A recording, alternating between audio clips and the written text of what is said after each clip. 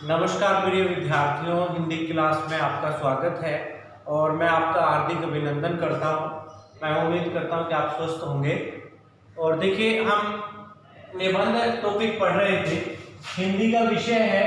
और पिछली क्लास में हमने निबंध लेखन पढ़ा। निबंध लेखन जो है वो 2 है, ये पहली क्लास हो गई थी। देखिए, निबंध लेखन में कल हमने निबंध का अर्थ पढ़ा, नि प्लस बंध, निबंध के स्वरूप पढ़े और निबंध में क्या क्या चीजें आती हैं वो पढ़ा। निबंध में क्या अर्थ होता है? अपने विचारों को क्रमबद्ध तरीके से अच्छी तरह बांधना निबंध लेखन कहलाता है। और निबंध लेखन किसमें आता है? ये रचनात्मक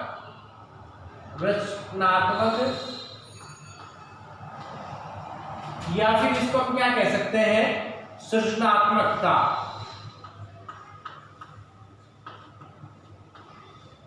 तो निबंध लेखन किस में आता है? रचनात्मक या सृजनात्मकता में आता है कि उसमें हमारे विचार और भाव वो भी शामिल होते हैं, क्रमबद्धता भी शामिल होती है। कुछ निबंध क्रमबद्धता के आधार पर लेखक लिखता है और कुछ क्या होते हैं, मन की उन्मुक्त दशा पे लिखे जाते हैं। तो मैं आपको बता दूं कि पिछली क्लासों में हमने पढ़ा कि 2 प्रकार का स्वरूप होता है, क्रमबद्धता और उन्मुक्तता। आगे देखते हैं 2 में कि ध्यान, जब हम निबंध लिखते हैं तो ये बात तो हम कल आपने समझ ही ली कि निबंध क्या होती है? एक समस्या होती है। किसी भी समस्या पर हमें वो समस्या का विषय दिया जाता है और उस पर हमें क्या करने पड़ते हैं? हमारे विचार प्रस्तुत करने पड़ते हैं। उसका क्या देना पड़ता है? हमको हल प्रस्तुत करना पड़ता है। वही क्या कहलाता है? निबंध कहलाता है। तो कुछ ध्यान रखने योग्य बातें हैं। हम निबंध लिखते हैं, बड़ी स्पीड से लिखते हैं, प्रस्तावना, उपसंहार, लेकिन हमें ये नहीं पता होता कि हम क्या लिखें, उसमें क्या चीजें डालें। हम क्या करते हैं? निबंध के रटते हैं। रटने से नहीं है, क्योंकि ये क्या है? रचनात्मकता है, सृजनात्मकता है। रचनात्मकता और सृजनात्मकता क्या होती है कि हम हमारे विचारों, भावों का समावेश जहां करें, वो क्या कहलाती है? रचनात्मकता और सृजनात्मकता कहलाती है। तो देखिए, कुछ बातों को हम जानेंगे जिससे हम क्या लिख पाए? अच्छा निबंध लिख पाए, अच्छे हमारे अंक आए। वो ऐसे आएंगे, कुछ बातें हम ध्यान रखें जब निबंध लिखें। तो सबसे पहला क्या है? विषय क्या है? जो निबंध में हमें दिया जाता है कि जो विषय है, जैसे हमें सामाजिक दे दे। कल हमने निबंध के प्रकार भी पढ़े, सामाजिक, राजनीतिक, सांस्कृतिक हो, ऐतिहासिक हो। तो उसका विषय क्या है, उसका हमें अर्थ और उसका क्या होना चाहिए? स्वरूप को समझना चाहिए कि ये जो हमें समस्या दी गई है, अभी मान लीजिए समसामयिक पर हमें कोई निबंध दे दिया जाए, तो जैसे समसामयिक निबंध में क्या है? कोरोना महामारी दे दिया जाए। मान लीजिए कोरोना महामारी,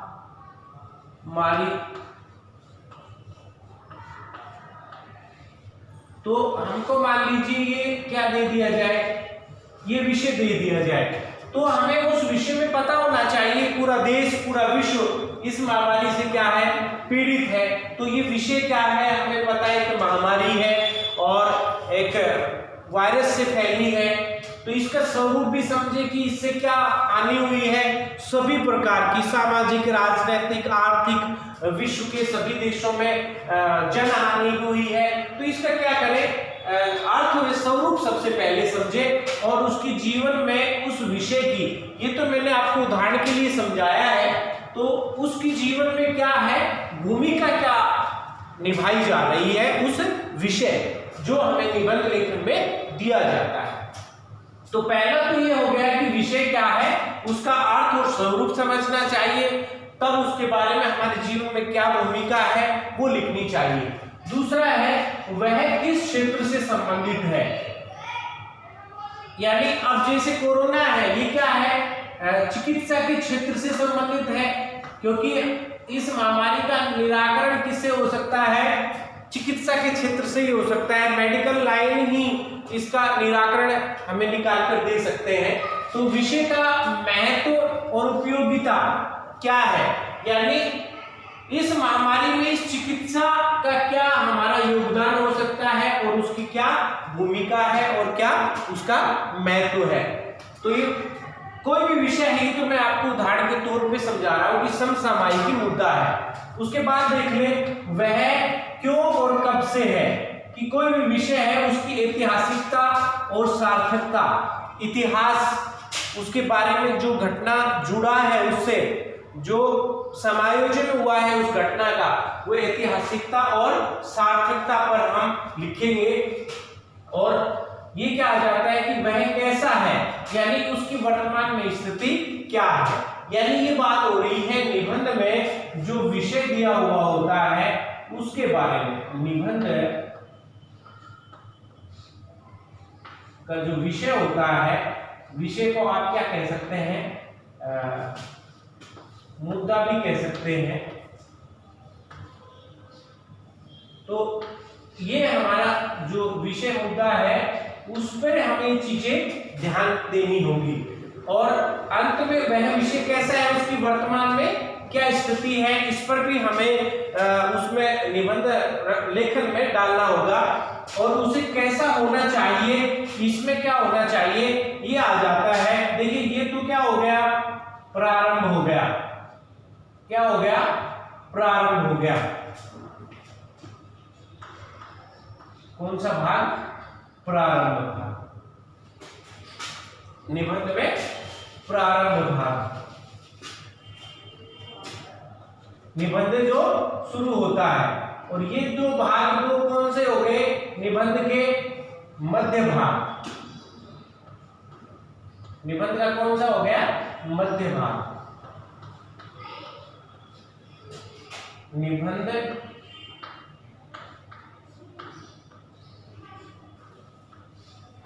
ये क्या हो गया, प्रारंभ। ये निबंध का क्या हो गया, मध्य भाग हो गया।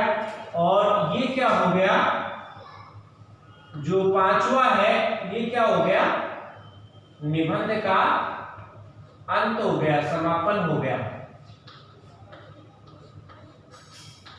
क्यों, क्योंकि अंत में हम क्या लिखते हैं, उपसंहार लिखते हैं। तो उसे कैसा होना चाहिए, ये हमें क्या होना चाहिए, इसमें क्या है, भविष्य की बात की जाती है कि हम जो गलतियां करते हैं और ये जो समस्या आई है उसका क्या हल होना चाहिए और भविष्य में उसके प्रति हम क्या कदम उठा सकते हैं। तो उसमें क्या आ जाएगा, अंत में उसमें हम सुधार के जो लेख है वो प्रस्तुत कर सकते हैं, हमारे सुझाव दे सकते हैं, हम हमारे विचार प्रकट कर सकते हैं और हमारा मूल्यांकन इसमें हम डाल सकते हैं। जो ये तो क्या था, कुछ बातें जो हम निबंध में लिखते हैं, जो डालते हैं।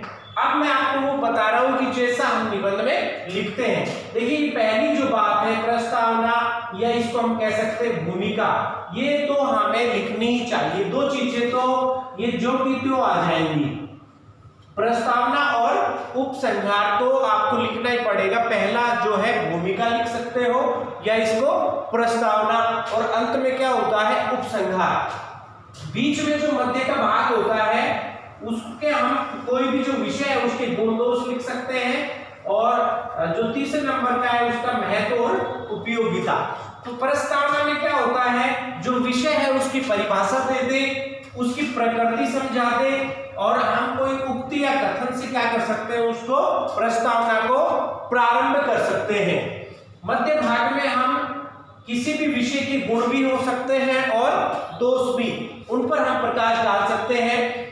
और तीसरा जो है उसका उपयोगिता या महत्व हमारे जीवन, समाज या राष्ट्र या विश्व में क्या है। और उपसंहार का अर्थ होता है, उप का अर्थ होता है नजदीक, उप प्लस में संहार। उप का अर्थ क्या होता है, नजदीक, और संहार का अर्थ होता है समाप्ति।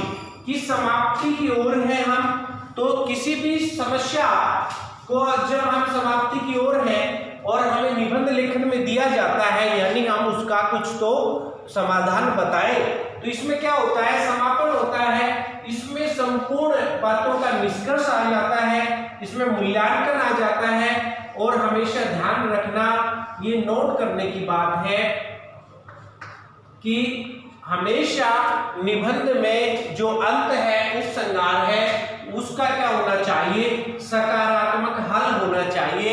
हमें कभी भी नकारात्मक नहीं लिखना चाहिए, सकारात्मक पहलू ही डालने चाहिए, तभी हमारी उस समस्या का हल होगा। तो ये चीजें हमने क्या पढ़ी, निबंध में पढ़ी, और कुछ बातें जो आपके सामने थी।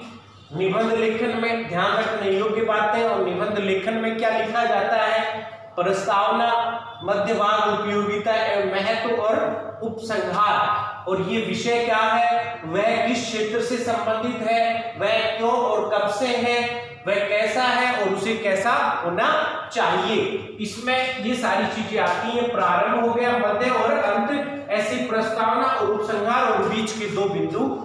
हम यदि इस हिसाब से लिखते हैं तो हमारे अच्छे अंक हम प्राप्त कर सकते हैं, और ऐसे लिखना चाहिए, तरीका तो यही होता है। और इसीलिए मैंने आपके सामने प्रयास किया है।